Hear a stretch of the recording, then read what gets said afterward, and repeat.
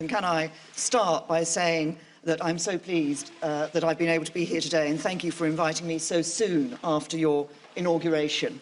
And I'm delighted to be able to congratulate you on what was a stunning election victory. And as you say, the invitation is an indication of the strength and importance of the special relationship that exists between our two countries, a relationship based on the bonds of history, of family, kinship and common interests. And in a further sign of the importance of that relationship, I have today been able to convey Her Majesty the Queen's hope that President Trump and the First Lady would pay a state visit to the United Kingdom later this year, and I'm delighted that the President has accepted that invitation. Now, today we're discussing a number of topics, and there's much on which we agree. The President has mentioned foreign policy. We're discussing how we can work even more closely together in order to take on and defeat Daesh and the ideology of Islamist extremism wherever it's found. Our two nations are already leading efforts to face up to this challenge, and we're making progress with Daesh losing territory and fighters, but we need to redouble our efforts. And today we're discussing how we can do this by deepening intelligence and security cooperation, and critically by stepping up our efforts to counter Daesh in cyberspace. Because we know we will not eradicate this threat until we defeat the ideology that lies behind it. Our talks will be continuing later. I'm sure we'll discuss other topics, Syria and Russia. On defence and security cooperation, we're united in our recognition of NATO as the bulwark of our collective defence. And today, we've reaffirmed our unshakable commitment to this alliance. Mr. President, I think you confirmed that you're 100% behind NATO. But we're also discussing the importance of NATO continuing to ensure it is as equipped to fight terrorism and cyber warfare as it is to fight more conventional forms of war.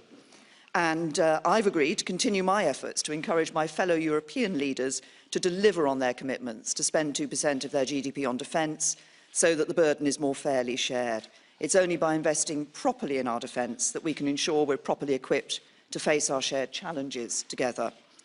And finally, the President and I have mentioned future economic cooperation and trade. Trade between our two countries is already worth over £150 billion a year. The US is the single biggest source of inward investment to the UK, and together we've around $1 trillion invested in each other's economies. And the UK-US defence relationship is the broadest, deepest and most advanced of any two countries sharing military hardware and expertise. And I think the President and I are ambitious to build on this relationship in order to grow our respective economies, provide the high-skilled, high-paid jobs of the future for working people across America and across the UK.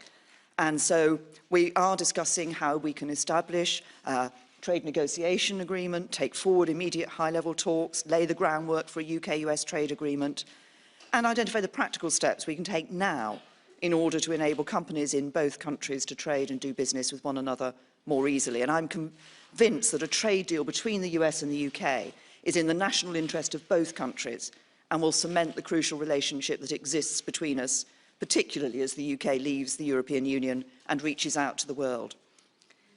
Today's talks, I think, are a significant moment for President Trump and I to build our relationship, and I look forward to continuing to work with you as we deliver on the promises of freedom and prosperity for all the people of our respective countries. Thank you. Hey there, thanks for checking out CNBC on YouTube. Be sure to subscribe to stay up to date on all of the day's biggest stories. You can also click on any of the videos around me to watch the latest from CNBC. Thanks for watching.